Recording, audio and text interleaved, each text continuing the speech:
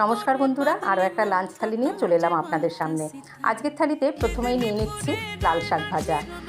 আজকে দুটো নতুন রকমের রেসিপি ট্রাই করেছি, খেতে কিন্তু বেশ ভালো হয়েছিল।